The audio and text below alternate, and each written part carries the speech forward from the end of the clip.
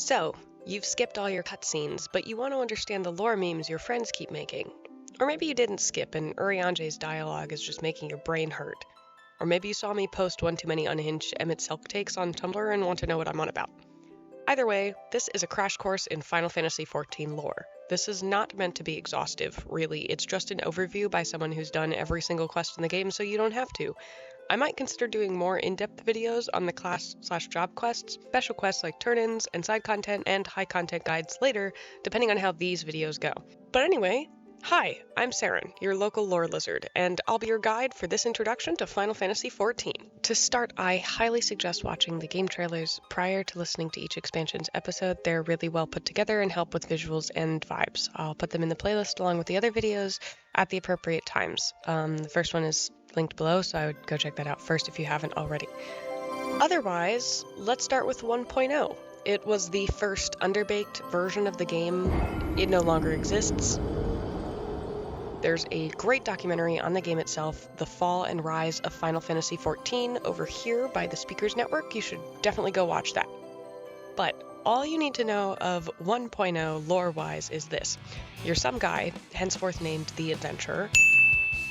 The Adventurer lives in Eorzea, a major continent on a planet the locals called Hydaelyn after a popular goddess. There are 3 major city-states in Eorzea: the forest-based racist backwater Gridania, run by the immortal child priest the Podjal, sandy capitalist Ul'dah, run by the Lala Cartel and Co., and pirate and ERPer Haven Limsa Lominsa, run by Merlwyb Blofishin, whose name I definitely mispronounced. They are inhabited by several spoken races. These are not humans, not elves, dwarves if they were terrifying, male only, actual really not orcs, and cat girls. Things are relatively calm. This is a spoiler because it really doesn't feel like it. The city-states have basically 2 major problems. First are their local beast tribes, people like the spoken races but lesser. Somehow, I guess.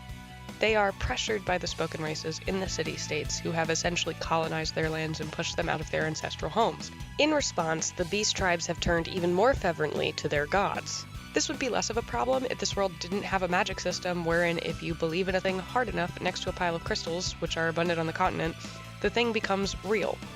These things, called Primals by the Eorzeans, can then brainwash people nearby into becoming mindless servants of their will, a process called tempering, which is only reversible by way of death. In response to the beast tribes summoning rightfully belligerent gods everywhere, a group from the freezing northern continent of fantasy Russia, Rome, Ilzilbard, the non-magical, magitech-inventing, Darth Vader-looking Garleans, an NPC race which uses Ellison bodies and have an extra eye on their foreheads, march into Eorzea under the command of their emperor, Solus Zos Galvus, important for later, and start conquering things in the name of order, as one does. Solus argues that this behavior, both the summoning and the spoken race's inability to stop the tribe summoning, is indicative that the magic peoples are not ordered enough to rule their own lands. His best friend Gaius agrees with this and begins to invade. They've already taken the northern province of Gurabanya and are attempting to take the remaining city-states. In the midst of all of this, the adventurer starts hallucinating events 10 plus years in the past, an ability we call the Echo.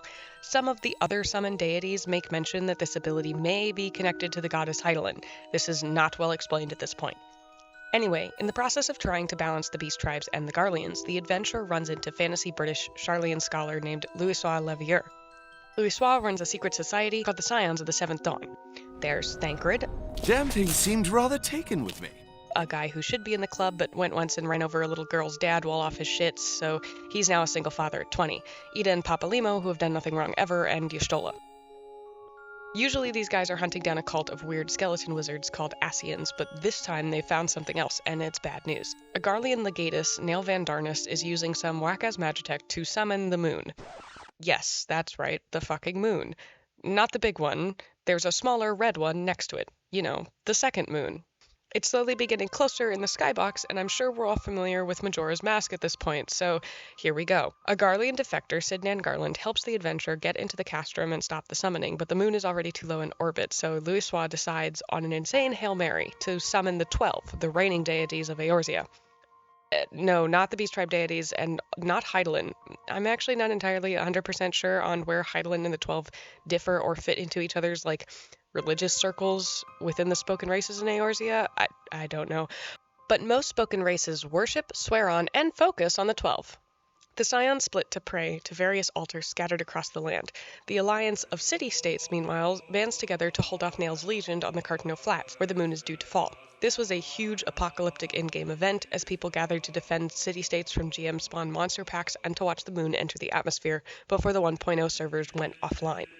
In the middle of the battle, Dalamont opens and reveals That's no moon. it's a prison for an elder primal named Bahamut, enraged at having been imprisoned for presumably a while, considering people, forgot that the moon was not a moon. Bahamut proceeds to Godzilla Cataclysm, fire his laser, etc. over the entirety of the continent. The 12 summoning fails, and Louisoix uses the last of his power to send a handful of nearby combatants into a time rift, removing them from the carnage to reappear when the land has settled.